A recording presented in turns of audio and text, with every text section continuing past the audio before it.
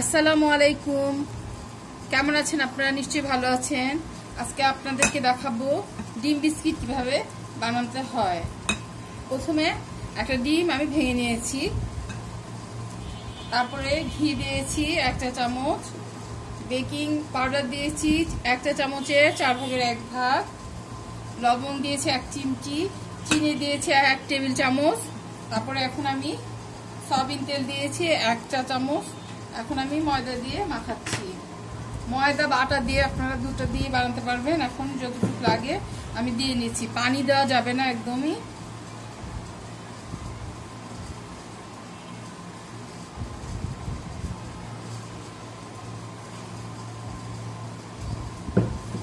দেখতে পাচ্ছেন অল্প অল্প করে আটা দিয়ে নেবেন।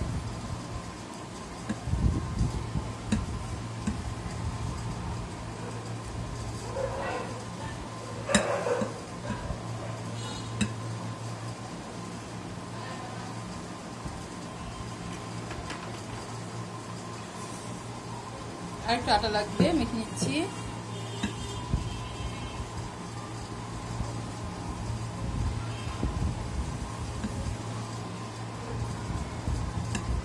এই ডিম বিস্কুট খেতে খুবই সুস্বাদু, পুষ্টিকর। ডিম, ঘি, তেল, চিনি, লবণ, বেকিং পাউডার সব দিয়েছি।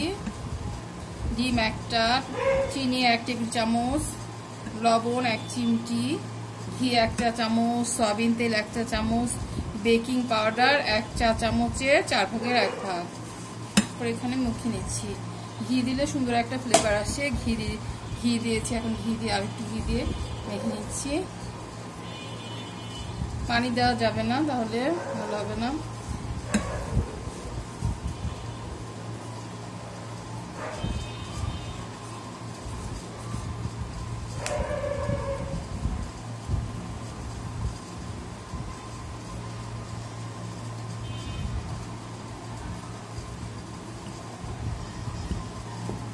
হয়ে গেছে।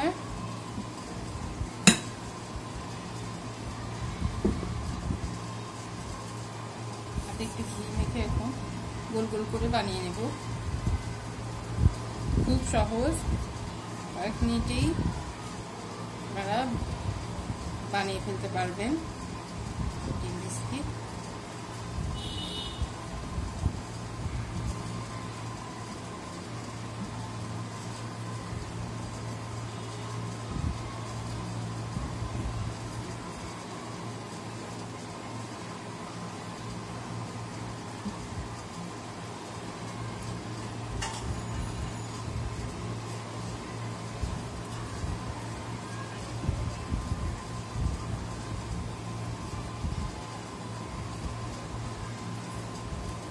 গোল গোল করেও বানাতে পারেন, যেরকম ডিজাইন দিতে চান সেই ডিজাইনই বানাতে পারবেন।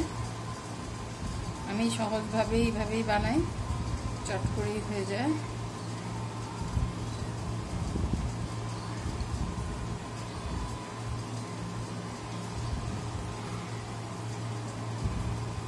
এখন আমি সেকতে চলে যাব। আপনারা আমার সঙ্গে থাকেন। হাতটা ক্লিন করে আসছি।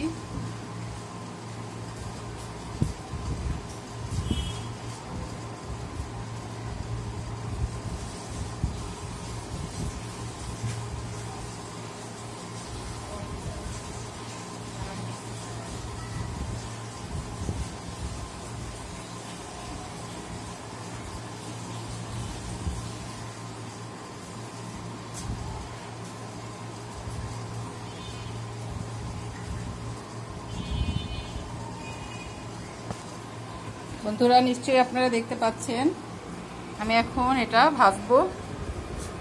আপনারা আমার সঙ্গে থাকেন। যে তেল গরম হয়েছে, এখন একটা একটা করে দিয়ে দিচ্ছি।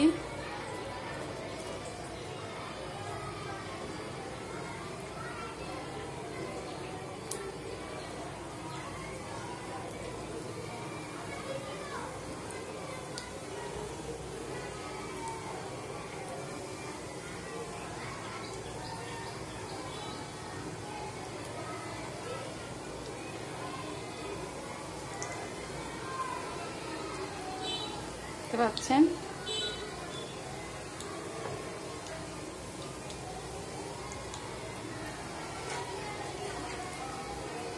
হতে দিতে হবে।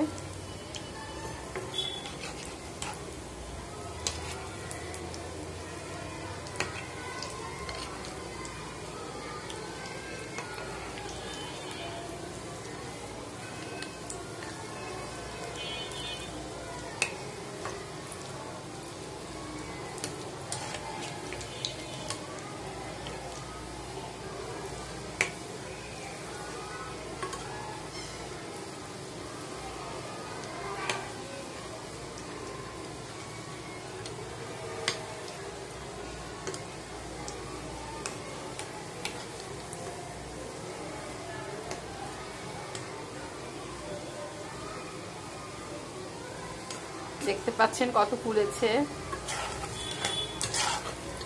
ডিমের মতো হয়ে গেছে ফুলে ডিম বিস্কুট। 2 পিঠ হয়ে গেলে এখন নেড়ে চেড়ে সম্পূর্ণ লাল করে, বাদামি লাল করে উঠে ফেলবো। ভিতরে হয়ে গেছে, যেহেতু এটা ডিম দেওয়া, বেকিং পাউডার দেওয়া, ফুলে গেছে।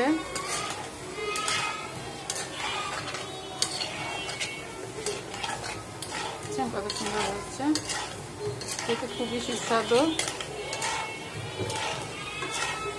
চা বসিয়ে চট করে হয়ে যাবে। আমি তো আপনাদের সরাসরি দেখালাম, 5 মিনিটও লাগেনি, হয়ে গেছে ডিম বিস্কিট। এখন এটা আমি উঠিয়ে ফেলবো।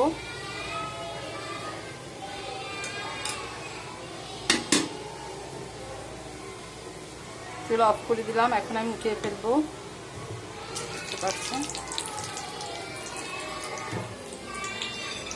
এত সুন্দর হয়েছে।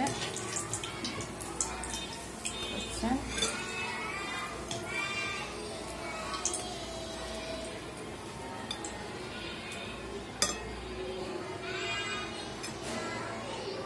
আপনারাও বাসায় বানাবেন, খেতে খুবই ভালো লাগে।